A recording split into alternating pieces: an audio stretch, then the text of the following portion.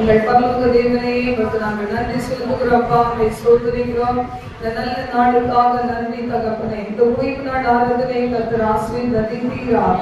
வர இருக்க பிள்ளைகளை புனிதமாய் கொண்டு வார். அன்றைய பலவானை நாங்கள் முன்னே கட்டி அப்புறப்படுத்தி ஜெபிக்கிறோம்ப்பா. கர்த்தரை ஆவியோடும் தொழுது, ஆண்டவரை உண்மையோடும் தொழுது கொள்ள எங்களுக்கு பாக்கியம் தந்ததுக்கு நன்றி செலுத்துகிறோம் ஆண்டவரே. அப்பா ஆண்டவரே, எத்தனையோ பேர் ஆண்டவரே இந்த இடத்துல வரணும்னு நினைத்தாலும் வர முடியாதபடி வீடுகளிலே கட்டுண்டவர்களாய் காணப்படுகிறார்களே, அவர்களையும் இந்த இடத்துல கொண்டு வார். கர்த்தருடைய ஆவியானவர் பலமாய் இந்த வட்டாரங்களுக்கு நீ நடப்பீராக. ஆண்டவரே, இந்த நாமத்தை மகிமைப்படுத்தும். எங்களோடு நீ தங்கி இருப்பீராக. ஆண்டவரே, சிலுவை நிழல்ல மறைந்து நீர் வெளிப்படுவீராக. எல்லா துதியும் கன மகிமையும் கர்த்தர் ஒருவருக்கே செலுத்துகிறோம். இயேசுவின் நாமத்தில் ஜெபிக்கிறோம் எங்கள் ஜீவனுள்ள நல்ல பிதாவே.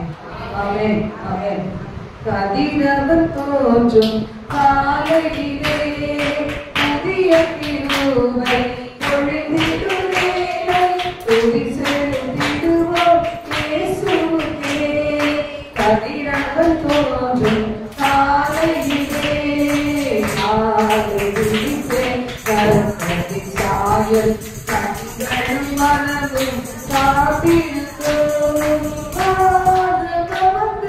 வேதமே ருசித்து கீதங்கள் பாடி மகிழ்ந்திடுவோம். கதிரவர் தோன்றும் காலையிலே எங்கள் உதடும் உன்னை போற்றும். என் கரங்கள் தூய்மே வணங்கும். கண்டடைந்தேனே யாக்கோபின் தேவனே என் துணையே. கதிரவர் தோன்றும் காலையிலே கர்த்தரின் சாயல் கண்களும் மனமும் காத்திருக்கும். கர்த்தரின் சாயல் கண்களும் மனமும் காத்திருக்கும்.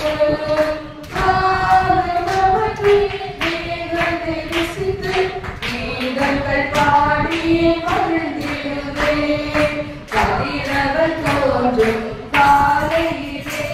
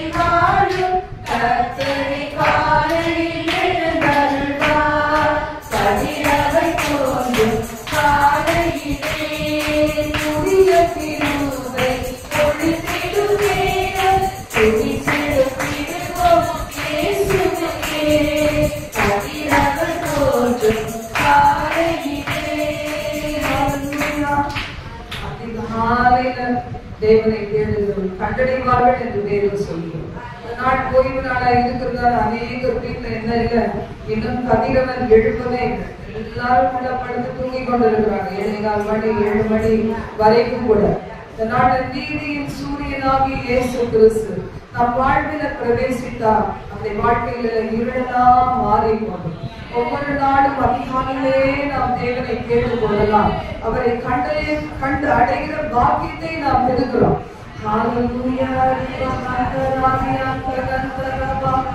அவர் ஜீவனுள்ள தேவனாய் இருக்கிறார். மரித்து உயிரோடு எழுந்து நம் நடுவிலே ஜீவனுள்ளவராய் ஆவியான தேவனாய் அசைவாடி கொண்டு இருக்கிறார். நம்மை விசாரிக்கிற தேவன், நம்மை விசாரிக்கிற தேவன், நம் கண்ணீரை துடைக்கிற தேவன், நம்முடைய காயங்களை ஆற்றுகிற தேவன், நமக்கு எச்சரிப்பு கொடுக்கிற தேவன், வழியிலே இந்த வழியிலே நடை என்று சொல்லுகிற தேவன். நம்மை விட்டு விலகாத கண்மலை. ஹல்லேலூயா. மேகஸ்தம்பம் மேலிருந்து பாதுகாத்தது, அவரெல்லாம் கூட சென்றது. மேகஸ்தம்பம் மேலிருந்து பாதுகாத்தது, பாதுகாத்த பகலெல்லாம் கூட சென்றது. அன்பான தேவன் என்னோடு வருவார், அதுபோதும் என் வாழ்விலே. அன்பான தேவன் என்னோடு வருவார், அதுபோதும் என் வாழ்விலே. தேவா நான் எண்ணினால் விசேஷித்தவள், ராஜா நான் அதை தினம் யோசிப்பவள். தேவா நான் எண்ணினால் விசேஷித்தவள், ராஜா நான் அதை தினம் யோசிப்பவள். எண்ணினா இது எண்ணினா நீ என்னோடு இருப்பதினா,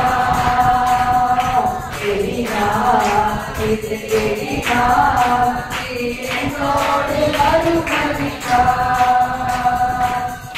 கொண்ட தேவஜனம் வாழ பார்த்தது, ஆடல் கொண்ட கண்மலையும் கூட சென்றது. தானம் கொண்ட தேவஜனம் வாழ பார்த்தது, ஆவல் கொண்ட கண்மலையும் கூட சென்றது. தேவன் தீர்ப்பார், சந்தோஷம் நான் காணுவேன்.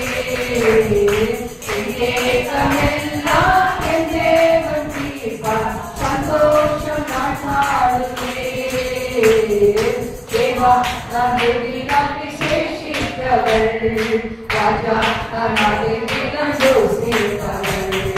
தேவா நான் எண்ணினால் விசேஷித்தவள், ராஜா நான் அதை தினம் யோசிப்பவள். எண்ணினா இது எண்ணினா நீ என்னோடு இருப்பதினா, எண்ணினா இது எண்ணினா நீ என்னோடு வருவதினா. வாழ்க்கையில் கசப்புகள் கலந்திட்டாலும் கசப்புள்ள ஒரு மனம் கூட வருது. வாழ்க்கையில் கசப்புகள் கலந்திட்டாலும் கசப்புள்ள ஒரு மனம் கூட வருது. வராவின் நீரை என்னாத மாற்றும் என் நேசர் என்னோடு. வராவின் நீரை என்னாத மாற்றும் என் நேசர் என்னோடு. தேவா நான் எண்ணினால் விசேஷித்தவள், ராஜா நான் அதை தினம் யோசிப்பவள். தேவா நான் எண்ணினால் விசேஷித்தவள், ராஜா நான் அதை தினம் யோசிப்பவள். எண்ணினா இது எண்ணினா நீ என்னோடு இருப்பதினா, எண்ணினா இது எண்ணினா நீ என்னோடு வருவதினா. யாருடெல்லாம் இருக்கிறார், யாரோடெல்லாம் வருகிறார்? இயேசு மட்டும்தான் என்னோட இருக்கணும். வேற ஆவி எனக்குள்ள இருக்கவே கூடாது. ஆண்டவராகிய கர்த்தர் மட்டும்தான் எனக்குள்ளாக இருக்கணும். எங்களை பலவீனப்படுத்துகிற ஆவி, பாவத்தின் ஆவி, அக்கிரமத்தின் ஆவி, உயிர்களின் ஆவி இருக்கவே கூடாது. இயேசுவே தூய்மைப்படுத்தும். ஓ ரபா ரபா ரபா ஷபா ரபா தியான்கா ரபா. ஹல்லேலூயா. நீ மாத்திரம் போதும், நீ மாத்திரம் போதும், நீ மாத்திரம் போதும் எனக்கு. நீ மாத்திரம் போதும், நீ மாத்திரம் போதும், நீ மாத்திரம் போதும் எனக்கு. யெகோவா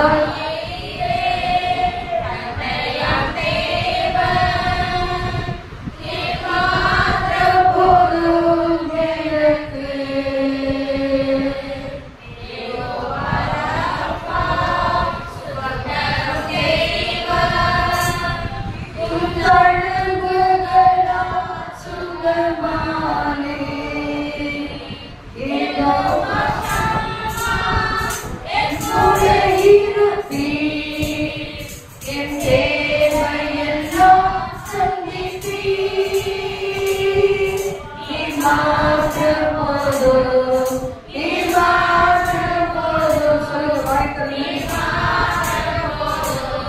எனக்கு நீ மாத்திரம் போதும், நீ மாத்திரம் போதும், நீ மாத்திரம் போதும் எனக்கு.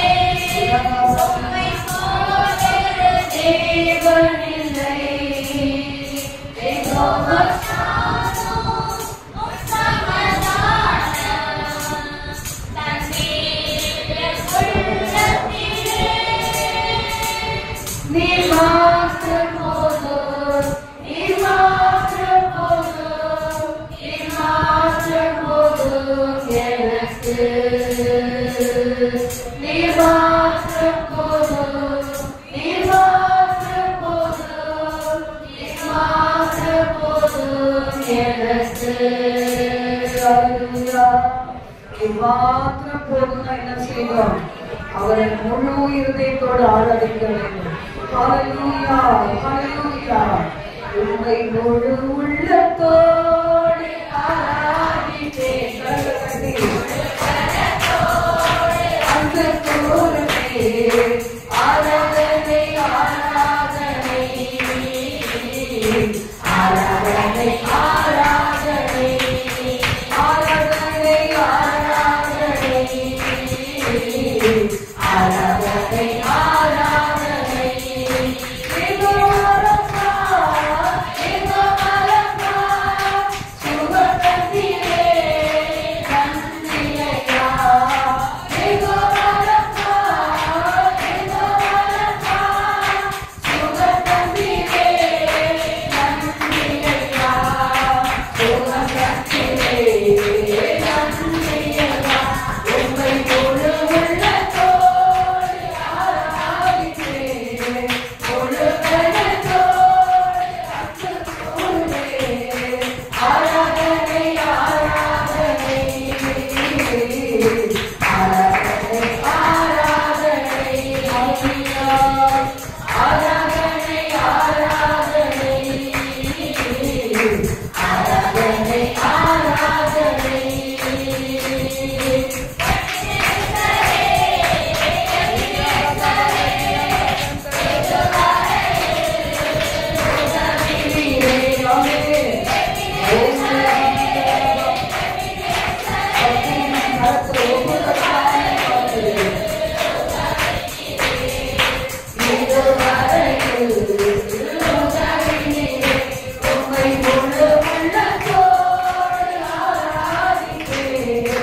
முழு மனதோடு அன்புள்ளேன். ஆராதனை ஆராதனை ஆராதனை ஆராதனை ஹல்லேலூயா. ஆராதனை ஆராதனை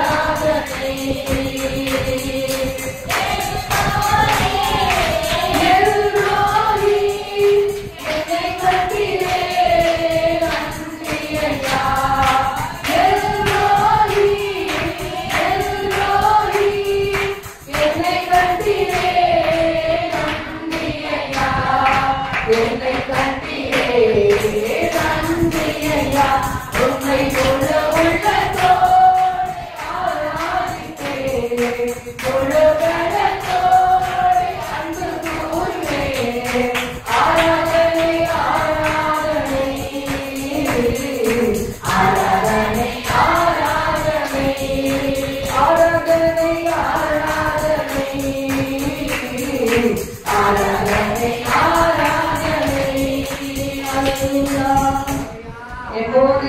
தேவர்களை விட்டு விட்டு கர்த்தரை ஆராதி. ஆண்டவர் சொன்னாரு, கர்த்தரை வார்த்தை சொல்லுது, கர்த்தர் தெய்வமானால் கர்த்தரை வணங்கு, காதல் தெய்வமானால் காதலை போய் வணங்கு. நாம் எதை ஆராதிக்கிறோம்? யாரை ஆராதித்துக் கொண்டிருக்கிறோம்? வாலிபர்கள் யோசித்து பாருங்க, கனவுகளின் நினைவுகளில் யார் வந்து நிற்கிறது, எது வந்து நிற்குது? அதையெல்லாம் கடை விட்டு ஆண்டவரே இருதயத்தோடு முழு ஆத்மாவோடு நான் உண்மையிலே ஆண்டவரை அன்பு கூறுவேன். ஆண்டவரை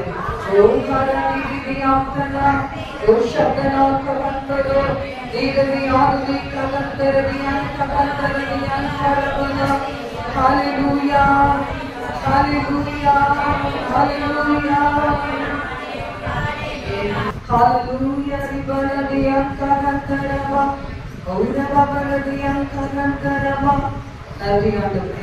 இந்த நேரம் வரைக்கும் எங்களோடு இருந்து தொடர்ந்திருக்கிற ஆராதனை வேலைகளையும் எங்களோடு இருப்பீரா.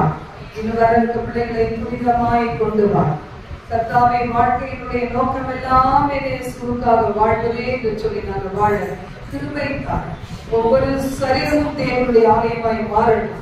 ஒவ்வொரு ஆவியில ஆத்மாவில சரீரத்தில் ரத்தம் இறங்கி ஆராதனை வேலையில எந்த டிஸ்டர்பன்ஸ் பண்ணாதபடி அவைகளை கொட்டி போட்டு ஆண்டவரே உங்களுக்கு நன்றி சொல்லுகிறோம். ஆண்டவரே ஒவ்வொரு பகுதியில எப்படிப்பட்ட விடுதலைகள் கிடைக்கணுமோ அப்படிப்பட்ட விடுதலையை பெற்று உடைய பிள்ளைகள் ஆண்டவரை கடைசி ஜெபத்துல முழுமையாய் தன்னை அர்ப்பணித்து என் ஆண்டவரோடு கூட தேவ பிரசன்னத்தோடு பரிசுத்தருடைய வார்த்தைகளோடு விசுவாசத்தோடு தைரியத்தோடு சந்தோஷத்தோடு பூரண சுடத்தோடு கடந்து செல்ல கர்த்தர் அனுகிரகங்கள் பாராட்டுவீராக. எங்களோடு தங்கிரும், எப்பொழுதும் எங்களோடு தங்கிரும். இயேசுவின் மூலம் பிதாவே, ஆமென். தேவனுடைய வார்த்தைக்கு நேராக நம்ம கடந்து போகலாம். இந்த மாதத்தினுடைய வாக்குத்தத்தம் யாருக்கு ஞாபகம் இருக்குது? இந்த மாத வாக்குத்தத்தம் யாருக்காவது ஞாபகம் இருக்குதா?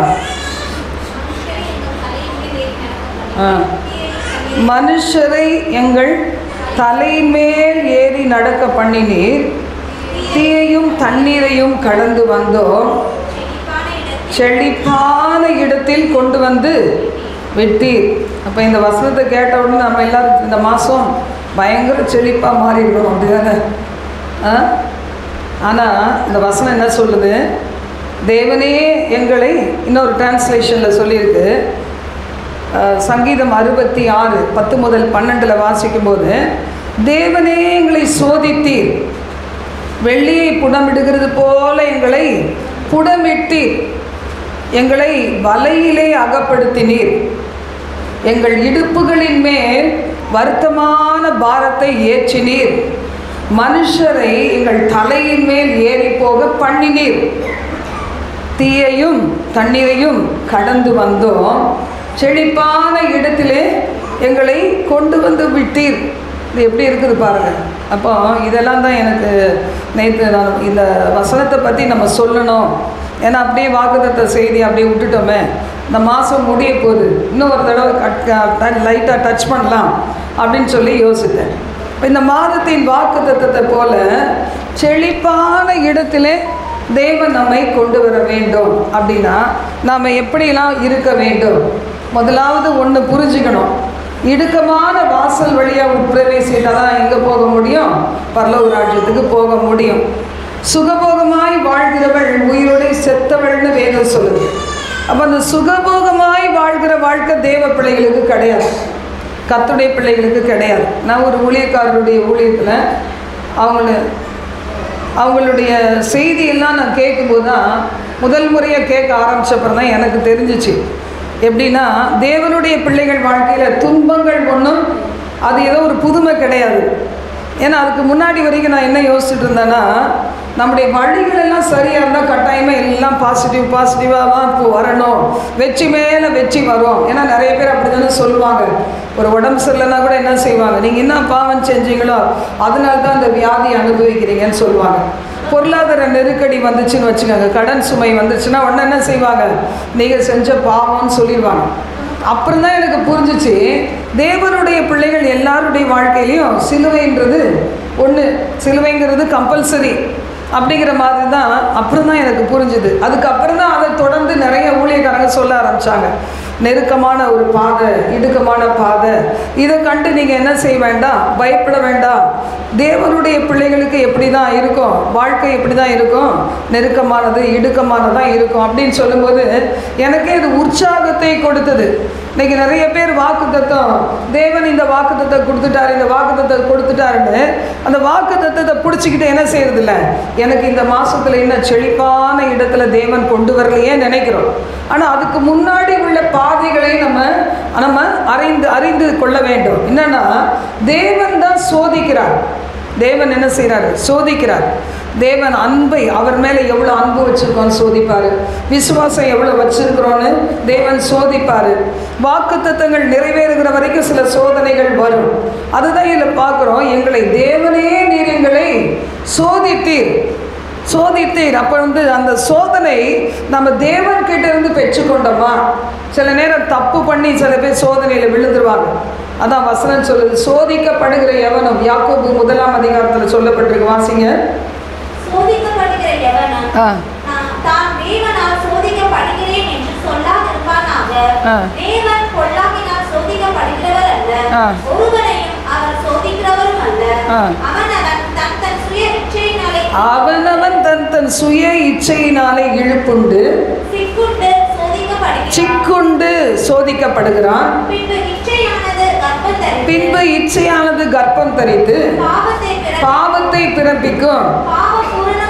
பாவம் பூரணமாகும் போது மரணத்தை பிறப்பிக்கும். அப்போ நம்ம என்ன சொல்லக்கூடாது? எல்லா சோதனையும் நான் அந்த தாவீது சொல்லலாமா? அவன் இருக்க வேண்டாத இடத்துல இருந்தா. எல்லாரும் யுத்தத்துக்கு போயிருக்கிறாங்க, இவர் மட்டும் எங்கே போயிட்டாரு? மேலே போய் காத்து வாங்க போயிட்டார். வாலி பிள்ளைகள் மேலே போய் காத்து வாங்கும் போது யோசிக்கணும், சரிதானா? ஒழுங்கான எண்ணத்தில் தான் மேலே போய் காற்று வாங்குறேன்னா. சில பேருக்கு அந்த மேலே பிள்ளைகள், அதுவும் குறிப்பாக வாலி பிள்ளைகளுக்கு மேலே போய் காற்று வாங்குறது ரொம்ப பிடிக்கும், வம்ப விலைக்கு வாங்குறதுக்கு. சில அம்மா அப்பா இன்றைக்கி ஸ்ட்ரிக்டாக இருக்கிறாங்க, என்ன நீ அங்கே உட்காருற அப்படின்னு கேட்குறது. இப்போ நிறைய பேர் கேட்குறதே கிடையாது. நான் பிள்ளை கோச்சிக்கிச்சுன்னா நம்ம கையில் வர நன்மையும் வராது, இருக்கிற மரியாதையும் கெட்டு போயிடணும்னு விட்டுறாங்க. அப்படி கிடையாது. வசனம் பாருங்க, தாவீது இருக்க வேண்டிய இடத்துல இருந்திருந்தா, அவனுக்கு அந்த பேர்டன் இருந்திருந்தா, இங்கே நம்ம ஆட்கள் எல்லாம் யுத்த களத்தில் நிற்கிறாங்க, எனக்கு இதுக்கு மேலே போய் நிற்கிறது அவன் நினச்சிருந்தானா வம்பே வந்திருக்கார். அந்த ஒரு பாவம் செய்திருக்க மாட்டார். ஒரு பாவம் இல்லை, பல பாவம் செய்திருக்க மாட்டார். ஆனால் அவன் என்ன செய்தான்? மேலே போய் கொஞ்சம் வாக்கிங் போகலாம் அப்படின்னு சொல்லி வாக்கிங் போகும்போதும் ஜாக்கிரதையாக இருக்கணும். எல்லா இடத்துலையும் என்ன இருக்குது? துஷ்டர்கள் நிறைஞ்ச உலகம். வாக்கிங் போகிறேன் ஜாலியாக வாக்கிங் போயிட்டு வினையை வாங்கிட்டு வந்துடக்கூடாது. போகும்போது சும்மா போனேன், வரும்போது நல்ல சுமையோடு வந்தேன்னு கொஞ்சம் யோசிச்சுக்கணும். இப்போ இதில் சொல்லியிருக்கு, தேவனே எங்களை நீர் சோதித்து. ஆண்டவர் சில நேரம் பார்த்தீங்களா, வெள்ளியை புடமிடுகிறது போல புடமிடுவார். புடமிடுகிறது எப்படி சும்மா இருக்குமா? நீங்கள் பார்த்துருப்பீங்களா, தங்க நகை வெள்ளி நகை எல்லாம் முலாம் பூசுவாங்கள்ல, பார்த்துருக்கீங்களா?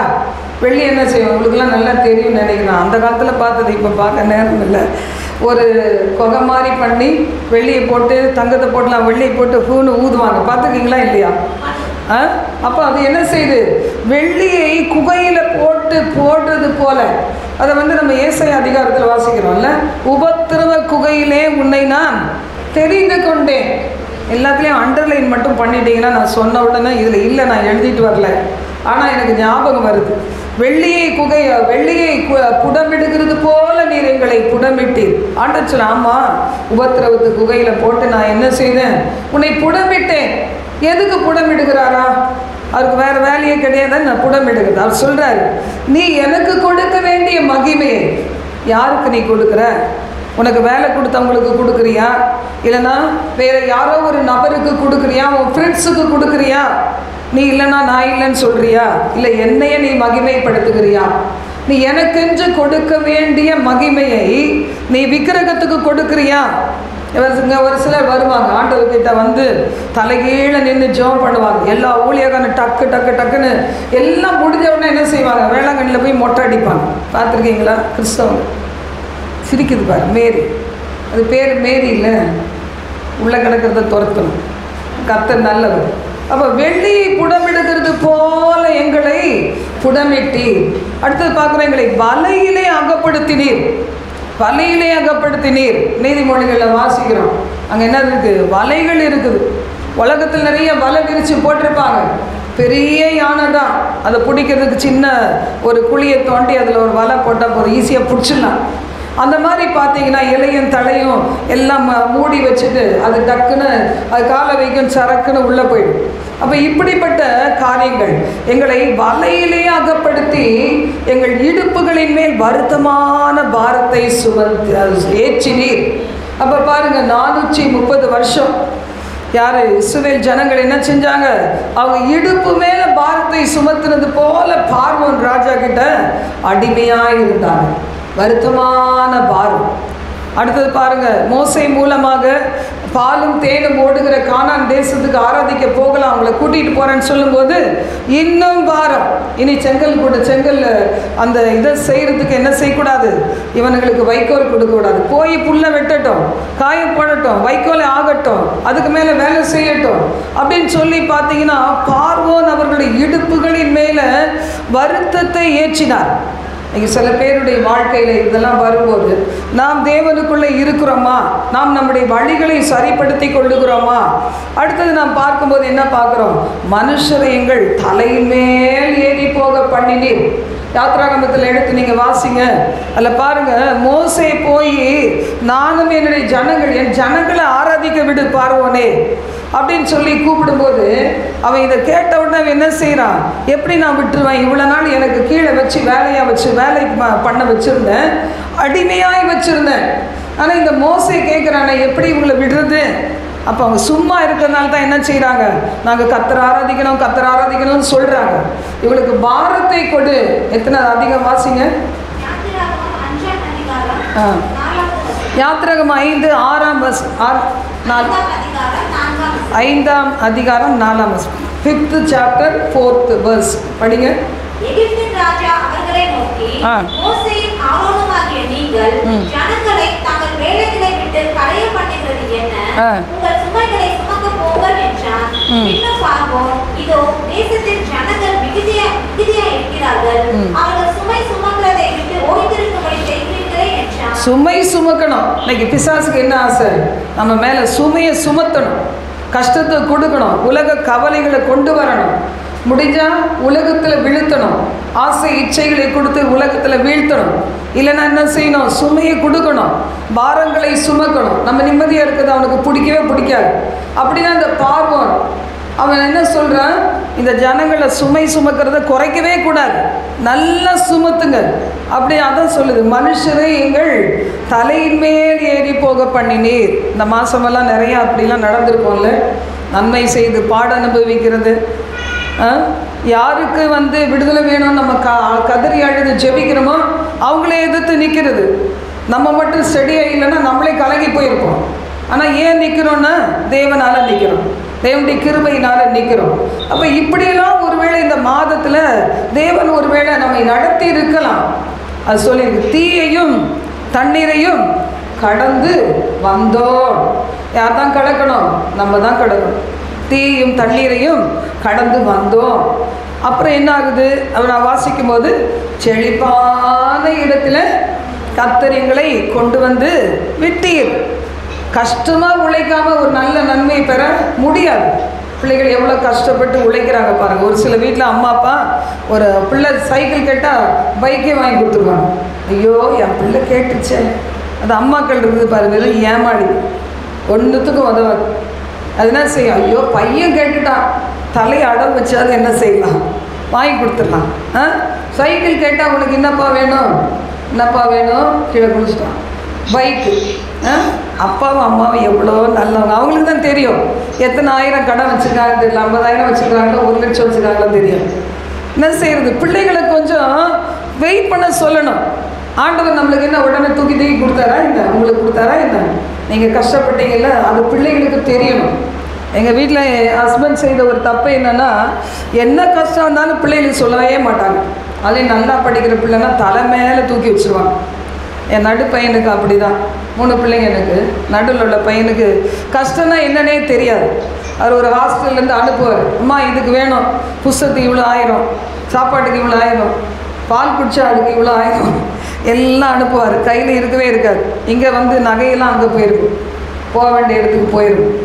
அது மாதிரி ஒரு நிலைமை. அப்படி இருக்கக்கூடாது. பிள்ளைகளுக்கு கஷ்டம் தெரியணும். அப்போ தான் தாய் தகப்பனை ஒரு நாள் என்ன செய்யும்? யோசித்து பார்க்கும்.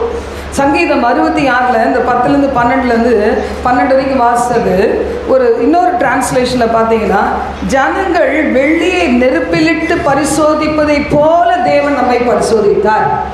அப்போ பரிசோதிக்கும் போது நம்ம சுத்த வெள்ளியாக இருந்தோமா?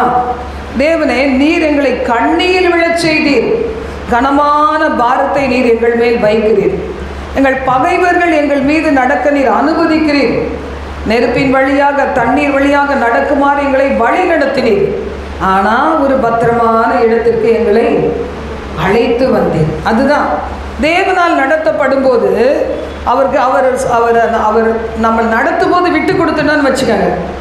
ஆண்டவர் என்னை சோதிக்கிறார், ஆனால் நான் எப்படி தான் விளங்குவேன்? பொன்னாக விளங்குவேன். இல்லை, அதை நம்ம பாடலாமா? சுத்திகரியும் நாதா என்னை சுத்திகரியும் நாதா, சுத்திகரியும் நாதா என்னை சுத்திகரியும் நாதா, நித்திரு ரத்தத்தால் உள்ளம் புறம்பாக என்னை சுத்திகரித்திடுமே, என்னை சுத்திகரித்திடுமே, நித்திரு ரத்தத்தால் உள்ளம் புறம்பாக என்னை சுத்திகரித்திடுமே, என்னை சுத்திகரித்திடுமே, பொன்னாக மாற்றும் நாதா என்னை பொன்னாக மாற்றும் நாதா, பொன்னாக மாற்றும் நாதா என்னை பாடுங்க எல்லாரும். அக்கினி தழலாம் சோதித்த பின்னாலே நானும் பொன்னாக மாறுவேனே, நானும் பொன்னாக மாறுவேனே, அக்கினி தழலாம் சோதித்த பின்னாலே நானும் பொன்னாக மாறுவேனே, நானும் பொன்னாக மாறுவேனே. அந்த இங்கிலீஷ் டிரான்ஸ்லேஷனில் சொல்லியிருக்கு, ஆண்டவர் என்ன செய்தாராம்? அவர் test for you O Lord how tested us, நீங்கள் டெஸ்ட் பண்ணீங்க. அடுத்தது யூ ஹவ் ரீஃபைன்ட் அஸ், எங்களை சுத்திகரித்தீங்க. எப்படி? சில்வரை போல, as silver is refined. இன்னைக்கு எங்கன்னு அப்படி சுத்திகரிச்சிங்க. அதுக்கு பிறகுதான் என்னாச்சு? இதையெல்லாம் தாண்டி, குழியை தாண்டி, அதை தாண்டி கடைசியில் செழிப்பான இடத்திலே, அதை இன்னொரு டிரான்ஸ்லேஷன் எப்படி பார்த்தோம்? பாதுகாப்பான இடத்திலே அழைத்து வந்தீர் ஆண்டவரே. பாதுகாப்பான இடம் எது நமக்கு? தேவன் அடைக்கலம் நமக்கு. சங்கீதத்தில் 91 நம்ம வாசிக்கிறோம், என்னது? உன்னதமானவரின் உயர் மறைவு, சர்வ வல்லவருடைய நிழல். அதே மாதிரி ரூத் சாப்டர்ல என்ன வாசிக்கிறோம்? அவருடைய செட்டைகளின் நிழலே வந்த உனக்கு ஆண்டவராகிய கர்த்தராலே உனக்கு நிறைவான பலன் உண்டு. யாக்கோபு 1:2-3 வாசிங்க. இதில் நாம் வாசிக்கிறோம், என் சகோதரரே, நீங்கள் பலவித சோதனைகளில் அகப்படும் போது. எத்தனை பேர் சோதனையில் போறீங்க? சோதனை வழியாக போகிறவங்க எத்தனை பேர்? கை தூக்க மாட்டீங்களா? இல்லவே இல்லையா? பரவாயில்ல, நானும் சோதிக்கப்படுறது தான். அதனால் நீங்களும் என்ன செய்யலாம்? தைரியமாக கை உயர்த்தலாம். வாசிங்க.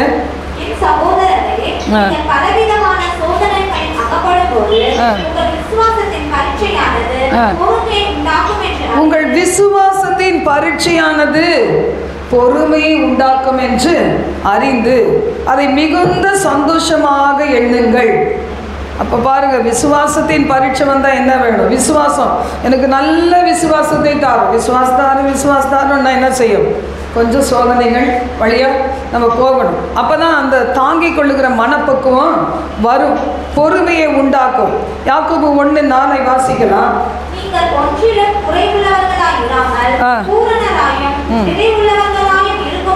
பூரணராய் மாறணும், பிதாவை போல மாறணும். ஆண்டவராக இயேசு கிறிஸ்து நம்மை அழைக்கிற நாளில் அவரை போலவே மாறணும். பூரணராயும் நிறைவுள்ளவர்களாயும் இருக்கும்படி பொறுமையானது உங்களுக்குள் என்ன செய்யணும்? பூரணமாய் விளங்க வேண்டும். இப்போ நீங்கள் தானியேல் 3ஆம் அதிகாரத்தை நம்ம எடுத்து வச்சுக்கலாம். அது 1 கொஞ்சம் வசனங்களை நாம் பார்க்க போகிறோம். தானியேல் பாருங்க, அவருடைய உயர்வை எல்லாம் சாதாரணமாக வந்துடல. அடிமையாய் பிடித்து கொண்டு போகப்பட்ட இடத்துல தானியேல் அவனுடைய நண்பர்களுடைய உயர்வு சாதாரணமாக வந்துடல. ஆரம்பத்தில் இருந்தே தானியேல் எப்படி இருந்தார்? பிரதிஷ்டையோடு இருந்தார். நல்ல நண்பர்களை உடையவராக இருந்தார். என்ன வந்தாலும் ஆவிக்குரிய ஆவிக்குரிய நண்பர்கள் நமக்கு தேவை.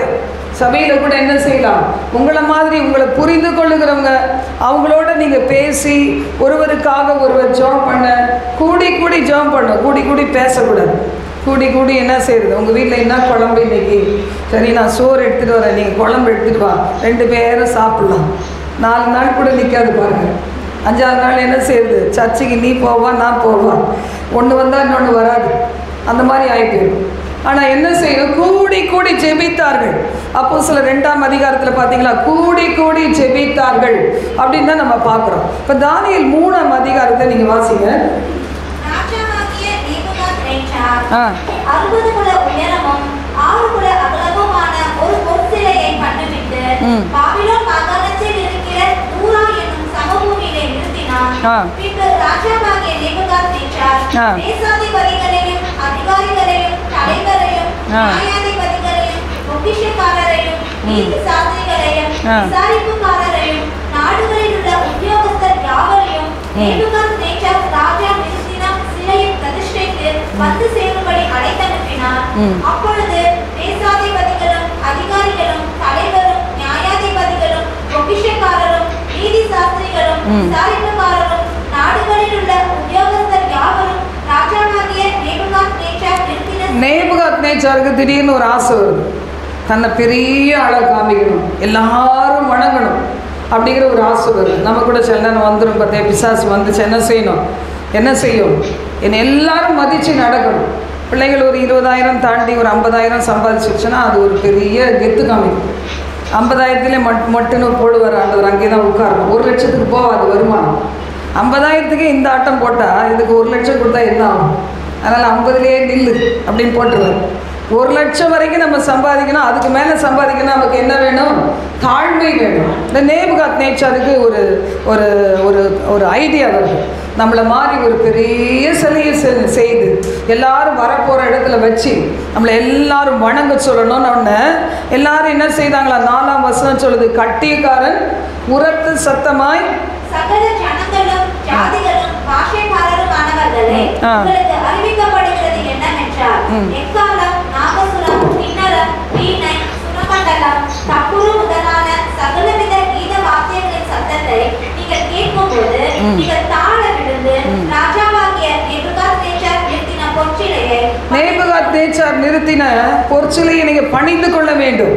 பணிந்து கொள்ளாவிட்டால் அந்த நேரமே எரிகிற அக்கினி சூளையில் போடப்படுவீர்கள் அப்படின்னு சொல்லி ஒரு ஐடியாவை பண்ணும்போது பார்த்தீங்கன்னா, இந்த சிலர் பேர் இந்த தானியேலுடைய உயர்வை பொறுக்க முடியாதவங்க இருப்பாங்க பார்த்தீங்களா, கீழே கிடக்கிறதுக்கு யாருமே பார்க்க மாட்டாங்க, கொஞ்சம் மேலே உயர்த்தப்படும் தான் அவங்க மேலேயே கண்ணு வைப்பாங்க.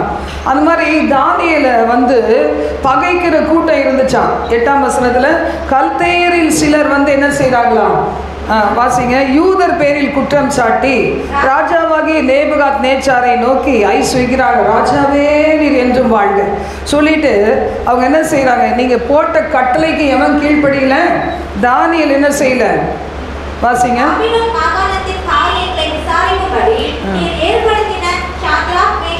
ஆமா உம்மால உயர்த்தப்பட்டு கிடக்குறானுங்கல்ல இந்த தானியேல் கூட இருக்க ஃப்ரெண்ட்ஸ், அவங்க என்ன செய்யல, அவர்கள் ராஜாவாகிய உம்மை மதிக்கவில்லை, அவர்கள் உம்முடைய தேவர்களுக்கு ஆராதனை செய்யாமலும் நீர் நிறுத்தின பொற்சிலையை பணித்துக் கொள்ளாமலும் இருக்கிறார்கள் என்றார்கள். அப்பொழுது நேபுகாத்நேச்சார் உக்கிர கோபம் கொண்டு, அவனுக்கு ரொம்ப கோபம் வந்துடுச்சு. அந்த எரிகிற அக்கினி சூளை 7 மடங்கு எரிய வச்சு அவங்கள கூட்டிகிட்டு வாங்க அப்படின்னு சொல்லி கூட்டிகிட்டு வந்து கேட்குறாங்க, இப்போ ஒரு சான்ஸ் தரேன், இப்போவாது நீ பண்ணிட்டு கொள் இந்த சிலையை, இல்லைன்னா உன்னை தூக்கி உள்ளே போட்டுருவோம் அப்படின்னு சொன்ன உடனே 17ஆம் வசனத்தை வாசிக்கலாம். நாங்கள் ஆராதிக்கிற எங்கள் தேவன் அவர் எரிகிற அக்கினி சூளைக்கும் தப்பு வைப்பார், ராஜாவாகிய உம்முடைய கைக்கும் எங்களை தப்பு வைப்பார். ஒருவேளை தப்பு வைக்காட்டா போகிறோம் இல்லை, செத்தா சாகுறோம், எங்களுக்கு கவலையே கிடையாது அப்படின்னு சொல்லும்போது நேபுகாத்நேச்சார் கோபம் என்ன செய்தான், அவர்களை 7 மடங்கு சூடாக்கப்பட்ட அந்த அக்கினி சூளையில் போட்டுறாங்க. அப்படி போடும்போது கூட்டிட்டு அவனை கட்டி தூக்கிட்டு போகிறதுக்கு பலசாலிகளை நியமித்தான். எல்லாரும் இது சூழல் ரொம்ப சூடாக இருந்ததுனால இந்த தானியேலையும் நண்பர்களையும் தூக்கி போட்டவங்களாம் எரிஞ்சே போயிட்டாங்க. ஆனால் உள்ளே விழுந்தவங்க என்ன செய்தாங்க? அவங்களோட ஆண்டவர் இருந்தார். ஆண்டவர் 4வது நபராக கூட உலாவி கொண்டிருந்ததை ராஜா கண்டாராம். இன்னைக்கு நம்ம வாழ்க்கையில் கூட சில நேரம் ஆண்டவராக நம்மை சோதிக்கிற, அதாவது என்ன சொல்கிறது, தானியேலுக்கு கர்த்தர் சோதனை கொடுக்கல, ஆனால் என்ன ஒரு டெஸ்ட் வந்துச்சு, அவனுடைய உயர்வு இன்னும் கொஞ்சம் உயர்வு, அவன் உயர்த்தப்படுகிறான்னு தெரிஞ்சவொன்னு சோதனை என்ன செய்யுது, எதிரிகள் சோதிக்கிறாங்க. இந்த கல்தையர்கள்லாம் பொறாமையாக இருக்கு, இவன் ராஜ அரண்மனையில் மென்மேலும் உயர்ந்துக்கிட்டே போகிறானே என்று சொல்லி அவங்களுக்கு என்ன வருது, பொறாமப்பட்டு ராஜாக்கிட்ட முன்னாடி அழிச்சிடணும்னு நினைக்கிறாங்க. ஆனால் ஆண்டவர் அதை மாற்றி செழிப்பான இடத்துல கடைசி பகுதி வாசிங்க. உங்கள் தேவனே தேவன் என்று சொல்லி அதை அந்த மகிமைப்படுத்துறத மட்டும் வாசிங்க. 29 ஆமாம். சாத்ராக் மேஷாக் ஆபேத்நேகோ என்பவர்களுடைய தேவனுக்கு விரோதமாய் தூஷண வார்த்தையை சொல்லுகிற எந்த ஜனத்தானும் எந்த ஜாதியானும் எந்த பாஷைக்காரனும் துண்டித்து போடப்படுவான், அவன் வீடு எருசலேமாக்கப்படும் என்று என்னாலே தீர்மானிக்கப்படுகிறது. இவ்விதமாய் ரட்சிக்கத்தக்க தேவன் வேறு ஒருவரும் இல்லை. எவ்வளவு தேவன் உயர்த்திட்டார் பாருங்க. அவளை அக்கறை சூழலிருந்து காப்பாற்றுனது மட்டும் இல்லை, எந்த சத்துருக்கள் என்ன நினைச்சாங்க, அவனை அந்த அதிகாரத்திலேருந்து, அவனை உயர் பதவியிலிருந்து அவனை கீழே தள்ளணும், இன்னொரு உயர்வு வரக்கூடாதுன்னு நினச்சாங்க. ஆனால் ஆண்டவர் உயர்த்தினார். அவ்வளோ பேர் முன்னாடி தேவனுடைய நாமம் மகிமைப்பட்டுச்சு. அதுக்கு பிறகு இன்னும் உயர்த்தினார் ராஜா. சாத்ராக் மேஷாக் ஆபேத்நேகோ என்பவர்களை பாபிலோன் தேசத்திலே உயர்த்தினார். இன்றைக்கு நம்ம வாழ்க்கையில் கூட பாருங்க, தேவன் நம்மை உயர்த்துகிறதுக்கு முன்னாடி சில நேரங்களில் நாம் சத்துருக்களால் சோதிக்கப்படலாம், இல்லை ஆண்டவர் அனுமதிக்கலாம். ஆண்டவர் அனுமதிக்காமல் யாருமே நம்மளை ஒன்றும் செய்யவே முடியாது. கர்த்தர் நம்மளை அனுமதிக்கிற பாதையில் உத்தமமாய் நடந்தாங்க தானியேல் அவனுடைய நண்பர்கள். அப்படிப்பட்ட சூழ்நிலையில் அவளுக்கு ஒரு கஷ்டம் வரும்போது, துன்பம் வரும்போது, எதிர்ப்பு வரும்போது, அவள் அக்னி சூழலில் தள்ளப்பட்ட போது கர்த்தரே கூட இருந்து அவர்களை விடுவித்து உயர்த்தி ஆசீர்வதித்தார், மேன்மைப்படுத்தினார் என்று வேதத்தில் வாசிக்கிறோம். அப்படி எழுந்து நிற்போமா ஆண்டவர் சமூகத்தில்? இந்த நாளிலே நம்ம ஆண்டவர் சமூகத்தில் சொல்லலாம், செழிப்பான இடத்திலே எங்களை கொண்டு வந்து விட்டீர் என்று சொல்லி, பாதுகாவலான இடத்திலே, அருமையான உயர்ந்த அடைக்கலத்திலே தானியேலையும் அவனுடைய நண்பர்களையும் கொண்டு வந்து விட்டீர் என்பதை நாங்கள் பார்க்கிறோம். ஆண்டவரே, தானியேல் ஆண்டவரே அவனுடைய நண்பர்களோ அவர்களுக்கு வந்த எல்லா சோதனைகளையும் ஜெயித்தாங்க தகப்பனே. ராஜா சாப்பிடுகிற அந்த சாப்பாட்டை சாப்பிடாதபடி, குடிக்காதபடிக்கு தன்னை பரிசுத்தமாய் பிரதிஷ்டையோடு காத்து கொண்டாங்க தகப்பனே. ஆண்டவரே உமக்கு நன்றி. என்னதான் வந்தாலும் ஜெபிக்கிறதுல அவர்கள் தளரவே இல்லை. என்ன வந்தாலும் ராஜாவுக்கே முன்னாடி போனா கூட சரி, ஆண்டவரே அவர்கள் தாங்கள் ஆராதித்த தேவனை அதிகமாக உயர்த்தி மகிமைப்படுத்தினாங்க. ஆண்டவரை உண்மை மகிமைப்படுத்தினாங்க. ஓ ரபா ஹந்தராதி அங்ககந்தரபா. நீங்க சொல்லுங்க, செழிப்பான இடத்துக்கு நான் வரணும்னா தேவனால் நடத்தப்படணும். தேவனுடைய அனுமதி இல்லாதபடிக்கு என் வாழ்க்கையில எதுவும் சம்பவிக்காது என்கிற நிச்சயம் எனக்கு வேணும். ஒருவேளை தேவன் கிட்டே வராம உலகத்துல இருந்தனா இன்னைக்கு மனம் திரும்ப என்னை ஒப்பு கொடுக்கிறேன். சொல்லுங்க வாலி பிள்ளைகள், சொல்லுங்க, என்னை மன்னி ஆண்டவரே. ஒருவேளை நேபுகாத் நேச்சாரை போல ஒரு பெருமையோடு அகம்பாவத்தோடு நான் யார் முன்னாடியாவது நடந்திருந்தேனா என்னை மன்னியும் தகப்பனே. எனக்கு மறுபடியும் எனக்கு ஆசீர்வாதம் வேணும், உயர்வு எனக்கு வேணும் ஆண்டவரே.